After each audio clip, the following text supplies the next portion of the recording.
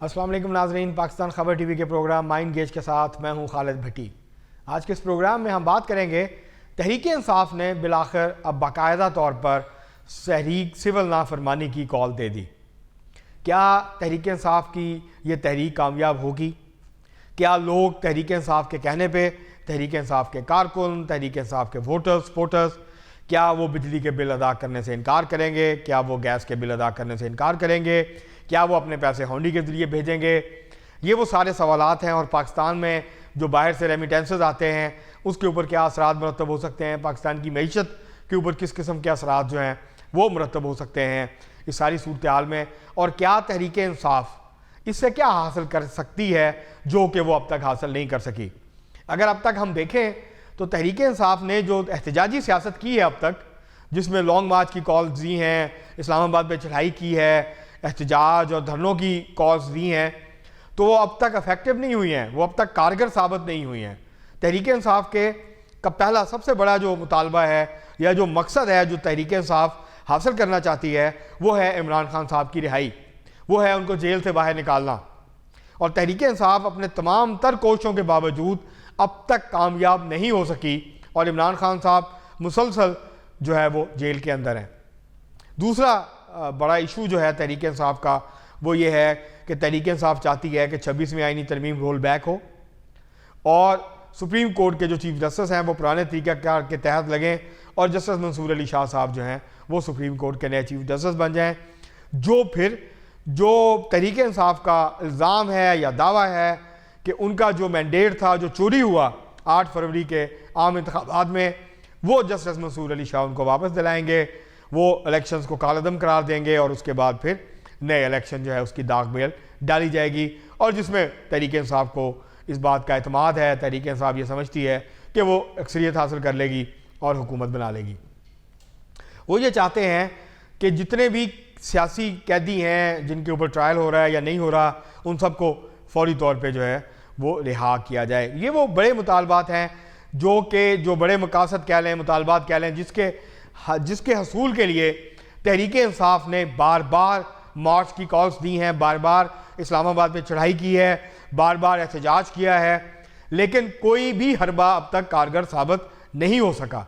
तहरीक इंसाफ ने 24 नवंबर को आखिरी कॉल, फाइनल कॉल के नाम पे एहतजाज करने की कॉल दी थी और कहा था हम इस्लामाबाद आएंगे और तब तक वापस नहीं जाएंगे जब तक इमरान खान साहब को जेल से हम बाहर नहीं निकाल लेते। लेकिन 26 तारीख को तहरीक इंसाफ बगैर इमरान खान साहब को लिए इस्लामाबाद से वापस चली गई।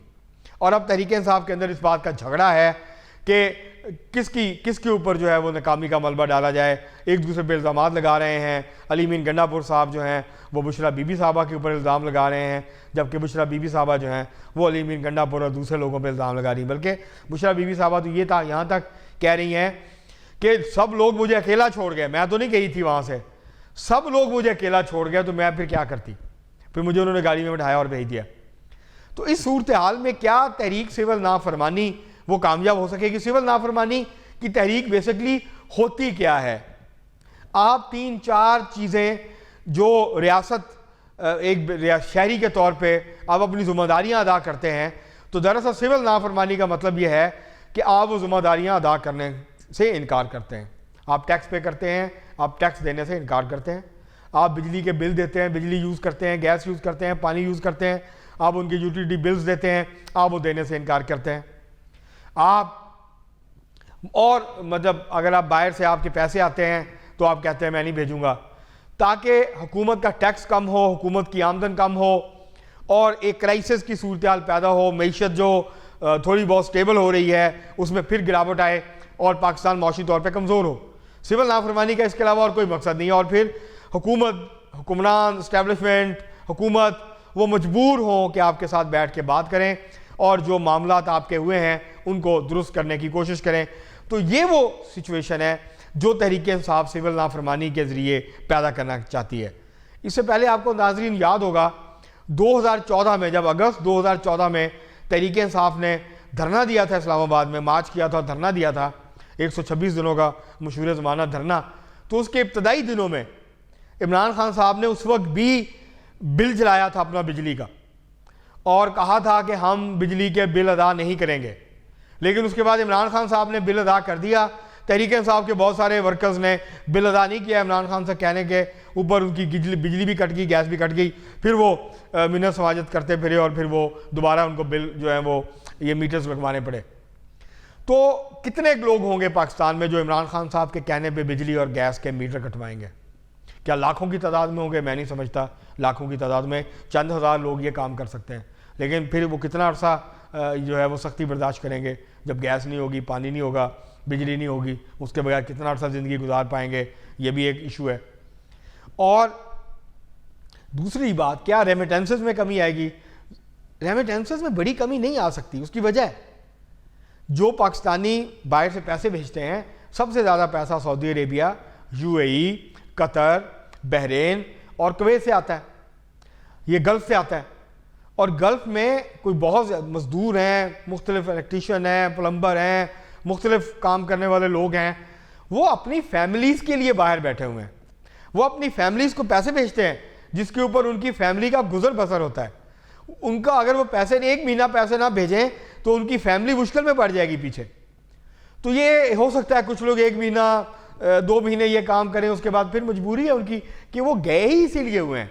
वो अपने प्यारों से दूर दियारे गैर में बैठे इसलिए हुए हैं कि वो वहाँ पे तनख्वाहें ज़्यादा हैं, वहाँ से पैसे कमाते हैं, एक एक आना बचाते हैं और फिर अपनी फैमिलीज़ को पीछे भेजते हैं। हाँ, ये हो सकता है कि बरतानिया, स्पेन, अमेरिका, जर्मनी, फ्रांस, इन मुल्कों से पाकिस्तानी जो हैं वो, क्योंकि बड़ी तादाद वो है जो आप पैसे पीछे नहीं भेजते, हो सकता है, और वहाँ से बहुत ज़्यादा पैसे आते भी नहीं हैं, वहाँ से हो सकता है पैसे कम हो जाएं, लेकिन उससे कोई बहुत बड़ा इम्पैक्ट बनता हुआ नज़र नहीं आएगा, क्योंकि जो भेजते हैं उन्होंने भेजने ही है। हाँ, ये हो सकता है कि होंडी के ज़रिए से कारोबार में इजाफा हो जाए, उसके ऊपर पहले ही बहुत सख्ती है, जो पकड़ा जाता है फिर उसकी शामत आ जाती है, तो वो कारोबार भी इतना अब इस वक्त बहुत ज़्यादा कुछ चल नहीं रहा।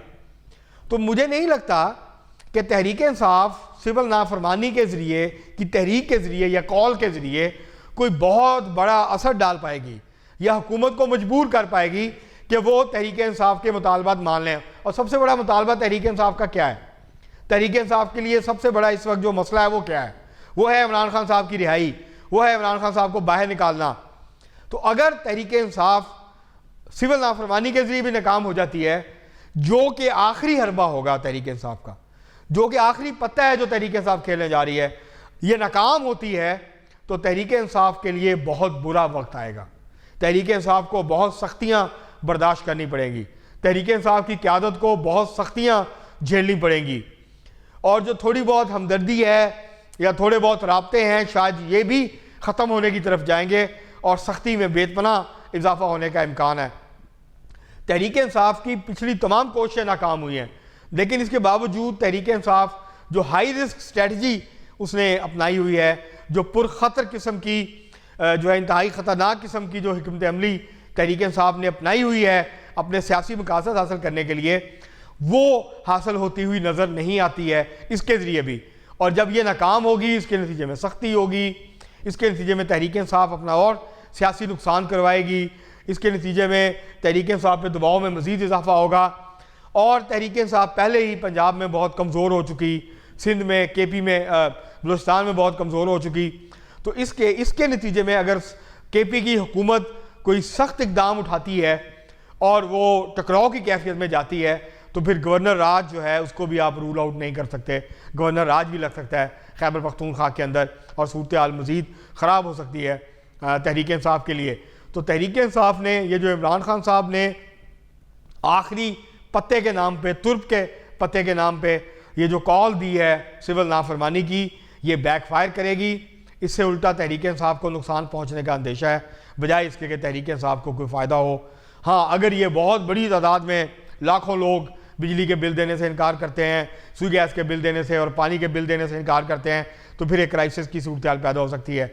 लेकिन मुझे लगता नहीं है कि तहरीक इंसाफ इस वक्त इस पोजीशन में है कि वो एक क्राइसिस की जो सूरत हाल है वो पैदा कर सके, और जिसके नतीजे में इतना दबाव आए इस्टेब्लिशमेंट के ऊपर, हुकूमत के ऊपर, कि वो तहरीक इंसाफ के साथ बैठ के बातचीत करने पर मजबूर हो। और जो तहरीक इंसाफ का सबसे बड़ा मकसद है, जो उसका असल गोल है कि इमरान खान साहब को जेल से निकालना है, अपने कारकुनों को छुड़ाना है और अपने लिए रास्ते खोलने हैं, जो कि रास्ते दरवाजे बंद हैं, उन दरवाज़ों को खोलना है, और जो रास्ते इक़्तिदार की तरफ जाते हैं उन रास्तों पे गामज़न होना है।